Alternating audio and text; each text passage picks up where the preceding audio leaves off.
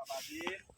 Saya pimpinan Pondok Pesantren Hijabul Mukminin Kuripan yang terletak di Perengge Dalam, Kuripan Utara. Alhamdulillah hari ini saya bersama Pak Babin membersihkan jalan Korpe ya.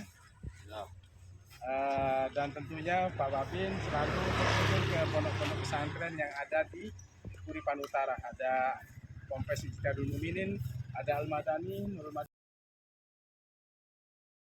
pesantren di Kuripan Utara. Bahkan beliau juga luar biasa hari ini membersihkan seputaran pondok pesantren dan lingkungan. Selalu di hati masyarakat dan akan terus dicintai oleh masyarakat.